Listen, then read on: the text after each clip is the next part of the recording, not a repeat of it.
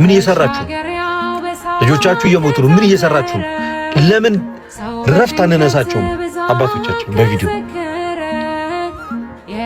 የምሬ ነው ብላችሁ በቀን 5-6 ቪዲዮ በተከታታይ ስማቸውን እየጠራ ከብፁዕ ወቅዱስ አቡነ ማትያስ ጀምሮ አቡነ ማትያስን ሲሳደብ ያልፈራ ሰው የኛ በክብር ቪዲዮ ሰርተን የምንጠይቃቸው ምን ችግር አለ?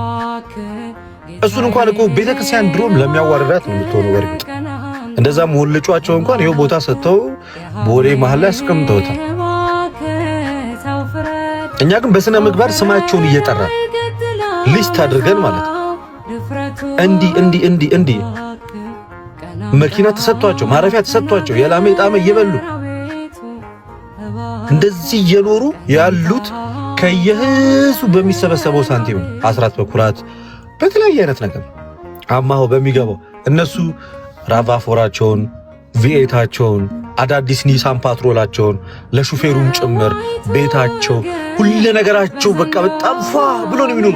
ብታይ ትደነግጣለህ። 4 ኪሎ መኖሪያቸው ብትገባ በጣም ያስደነግጣል።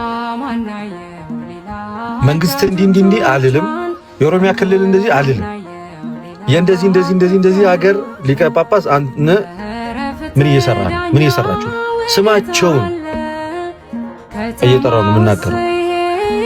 እንደዛ ካልሆነ ቀልድ ላይ ናቸው፣ በጣም ምቾት ላይ ናቸው።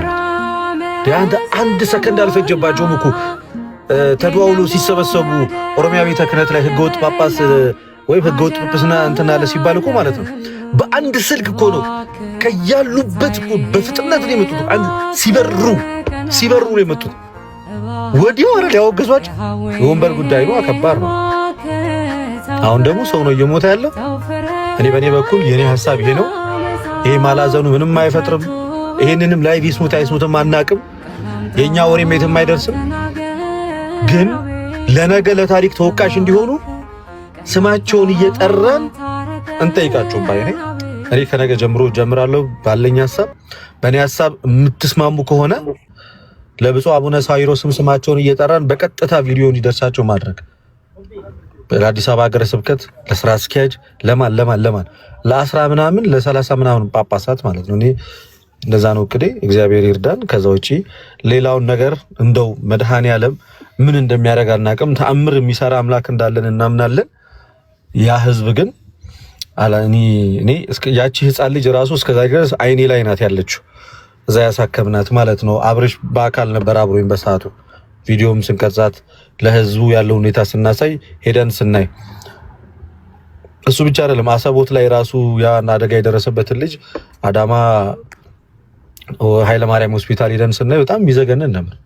ነገ ከነገ ወዲያ እኮ መታከሚያ የሚያስፈልጋቸው ብዙ ነገር ውስጥ ነው የሚገቡት እነዚህ ሰዎች እና ጫና እንፍጠር የሚዲያ አቅማችንን ተጠቅመን ግን ስሜታዊ ባልሆነ መንገድ ማለት ነው ቃላት አጠቃቀማችንን እየመረጠን የምንናገረው ነገር በቀጥታ በቃ ጉዳዩን የተመለከተ ብቻ አድርገን በደንብ አድርገን ሚዲያችንን ተጠቅመን ውጤት ምናመጣ ከሆነ እናምጣ።